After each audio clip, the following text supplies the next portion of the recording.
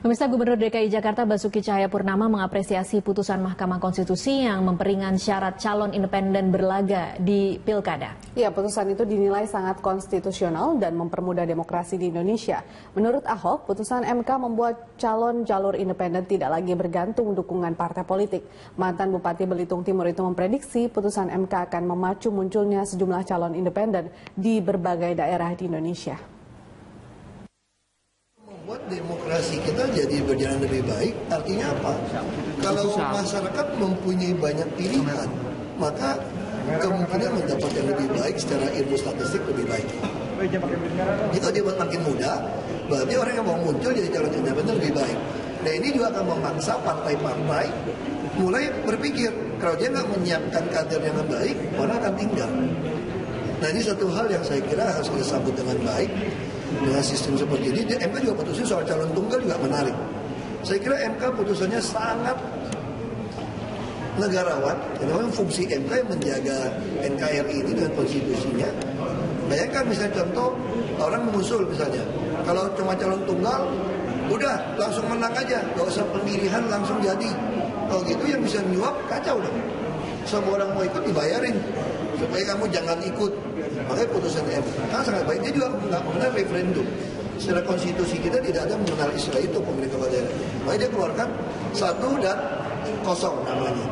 Jadi kalau ternyata rakyat nggak suka dengan nomor 1 ini, maka yang nomor 0 ini yang menang, maka dia tidak terpilih. Ini putusan yang sangat baik menurut saya. Di mana bahwa ini Presiden Jokowi yang Pancasila di Lubang Buaya, Pondok Gede, Jakarta Timur. Kita langsung bergabung bersama rekan reporter Dade Salampesi yang akan melaporkan langsung dari lokasi acara. Dade, apa pesan utama dalam peringatan Hari Kesaktian Pancasila? Iqbal, untuk peringatan Hari Kesaktian Pancasila 2015 ini, pemerintah mengambil tema kerja keras dan gotong royong dalam melaksanakan Pancasila. Selain itu, untuk peringatan setengah abad Hari Kesaktian Pancasila di Republik Indonesia ini juga digemborkan atau disosialisasikan slogan Pancasila adalah kita. Slogan ini dimaksudkan agar setiap warga negara ataupun bangsa Indonesia tetap berpegang teguh kepada ideologi Pancasila. Dan jika melihat sejarah, memang Hari Kesaktian Pancasila ini mulai dirayakan mulai diperingati pada 1967, saat itu di era pemerintahan Presiden Soeharto, yaitu Presiden kedua Republik Indonesia, yang mengeluarkan keputusan Presiden nomor 153 tahun 1967 tentang Hari Kesaktian Pancasila. Dan upacara peringatan tadi dimulai tepat pada pukul 8 pagi waktu Indonesia Barat dan berlangsung sekitar 20 menit, dipimpin langsung oleh Presiden Republik Indonesia Joko Widodo sebagai inspektur upacara. Dan peringatan tadi dibuka dengan menyanyikan lagu kebangsaan Indonesia Raya, disusul dengan pembacaan naskah Pancasila oleh Ketua MPR Zulkifli Hasan. Usai memperingati Hari Kesaktian Pancasila, Presiden bersama sejumlah Menteri Kabinet Kerja yang hadir meninjau langsung sumur penyiksaan dan juga rumah penyiksaan yang ada di Kompleks Monumen Pancasila Sakti di area Lubang Buaya ini. Sejak pagi hari tadi, sebelum peringatan Hari Kesaktian Pancasila ini dimulai, sejumlah Menteri Kabinet Kerja dan juga pejabat-pejabat dalam negeri lainnya juga sudah mulai terlihat datang, seperti ada Menteri BUMN Rini Sumarno, Menteri Dalam Negeri Cahyo Kumolo, dan juga Gubernur DKI Jakarta Basuki Cahayapurnama. Tidak hanya pejabat dalam negeri, sejumlah perwakilan dari Kedutaan Besar Negara Sahabat juga memenuhi undangan Indonesia untuk hadir ke peringatan Hari Kesaktian Pancasila hari ini. Tadi terlihat ada dari Kedutaan Meksiko, Myanmar, Kamboja, dan beberapa negara lainnya. Selain itu, dengan Hari Kesaktian Pancasila ini diharapkan juga warga Indonesia ataupun masyarakat bisa menghargai ideologi Pancasila yang dapat mengakomodir kemajemukan bangsa Indonesia. Sumi, Johanna, dan Iqbal, kembali ke Anda. Baik, terima kasih Dade Salampesi melaporkan langsung dari kawasan Lubang Buaya. Selamat pagi pemirsa, 1 Oktober diperingati sebagai Hari Kesaktian Pancasila. Namun peringatan Hari Kesaktian Pancasila ini semestinya tidak hanya sekedar ritual upacara saja, namun lebih pada pelaksanaan nilai-nilai luhur Pancasila. Mengingat sejak reformasi, Pancasila cenderung jauh dari memori kolektif bangsa yang sudah jarang diucapkan dan dibahas dalam kehidupan berbangsa dan bernegara, dan bahkan diperparah dengan isu-isu SARA yang tentunya mengancam persatuan bangsa Indonesia. Indonesia. Nah, bagaimana gotong royong dalam melaksanakan Pancasila itu akan menjadi pembahasan kami pagi ini dalam perbincangan khas 8-11 bersama saya Lucia Saharwi. Sudah hadir di studio Bapak Kacung Marijan, Dirjen Kebudayaan Kemendikbud, Bapak Arief Purboyo Mukiat, Deputi 6 Bidang Koordinasi Kesatuan Bangsa Kemenpolhukam, dan Bapak Arianto Nurhadi, putra almarhum Legend TNI Anumerta MT Haryono. Selamat pagi semuanya. Selamat pagi. Ya, sebentar lagi ya, tanggal 1 Oktober kita biasanya memperingati Hari Kesaktian Pancasila ya, Pak Kacung. Selalu ada peringatan Hari Kesaktian Pancasila setiap tahunnya.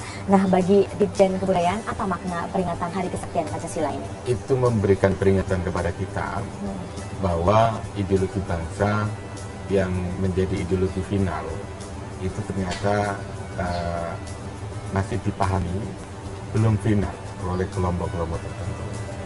Maksudnya belum final bagaimana, Pak? Ya, ada yang ingin mengganti itu kan belum final. Oke. Kan?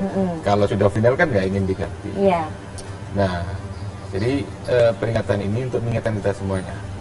Kita harus menjaga Pancasila itu sebagai ideologi final. Kan harus disingkirkan karena memang kita sudah menyepakati itu.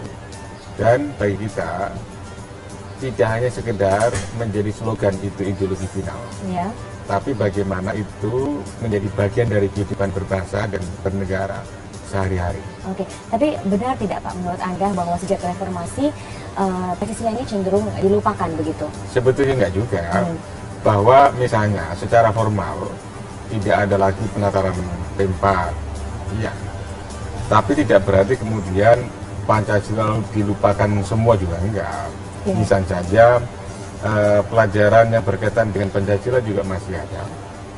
Orang yang berusaha untuk mengamalkan Pancasila juga ada. Ya kan, ketuhanan yang Maha Esa. Kita percaya kepada ada Tuhan. Kan masih banyak tuh. Kemanusiaan, orang yang punya perhatian kepada nilai kita juga banyak. Oke, ada yang gontok-gontokan, tetapi yang ingin persatuan juga masih banyak. Jadi niat dan tekad untuk mengamalkan nilai Pancasila juga masih banyak. Walaupun secara formal memang sudah sebelum tahun 98. Oke, Pak Arianto sebagai anak salah satu pahlawan revolusi ya Pak ya, apa makna kesatuan Pancasila bagi Anda? Ya, kalau kita lihat sebetulnya begini, Pancasila kan merupakan dasar negara dan juga merupakan sebagai simbol daripada pemersatuan bangsa ini, dan juga sebagai asasnya di dalam mempersatukan bangsa ini. Kalau saya melihat ya, sebetulnya momentum ini tanggal 1 Oktober besok itu adalah merupakan momentum di mana kita itu bisa merenung kembali, melihat refleksi kembali mengenai apakah nilai-nilai Pancasila itu. Ya, karena kalau saya melihat sekarang ini di dalam kehidupan bermasyarakat keseharian itu, sepertinya nilai-nilai itu kurang gitu loh. Nilai luntur begitu ya Pak ya. Dan ini harusnya kita cobalah kita merenung kembali dan kita melihat lagi ya. Kita kadang-kadang setiap tahun sekali ya, coba kita lihat lagi apakah makin baik apa tidak gitu loh. Nah, itu yang kita kira seperti itu. Bisa berbagi mungkin apa yang Anda rasakan pada setiap peringatan Hari Kesaktian Pancasila, Pak Arianto? Kalau saya begini, ini merupakan arti khususnya bagi keluarga kami di sini. Ya, jadi selain juga merayakan Hari Kesaktian Pancasila, dari kami itu merupakan suatu apa ya namanya ya, suatu kesedihan sebetulnya ya. Walaupun ini peristiwa ini terjadi 50 tahun yang lalu ya, tetapi masih sangat ingat sekali mengenai kejadian seperti itu ya. Di mana kebahagiaan keluarga kami itu tiba-tiba harus hilang begitu saja karena kejadian yang terjadi pada tanggal 1 Oktober dini hari. Iya. Jadi untuk kami itu adalah merupakan perhatian khusus gitu loh. Ya, itu mungkin yang bisa saya sampaikan. Oke, Pak Arief, kesaktian Pancasila. Tapi banyak wacana yang mengatakan bahwa Pancasila benar. Saya kira begini, pengertian sakti ini terjemahkan seolah-olah seperti mistrik atau supranatural, tapi ini adalah keyakinan daripada bangsa Indonesia akan Pancasila ini sebagai kepribadian bangsa ya. Jadi momentum saya katakan 50 tahun luas ini kita bertekad bahwa negara kita ini kan untuk berdiri selama-lamanya. Bahwa ini 50 tahun berjalan, kita juga merefleksikan bagaimana berbagai gangguan, tantangan pada Pancasila itu sendiri. Karena itu tadi sudah disebutkan bahwa kita ini Pancasila ini sudah final. Ya. Jadi sudah 70 tahun Indonesia merdeka. Mari kita bersatu. betul-betul jangan Anda berpikir lagi, kita tidak ingin mengulangi tragedi nasional karena akhirnya merugikan semua tuh anak bangsa.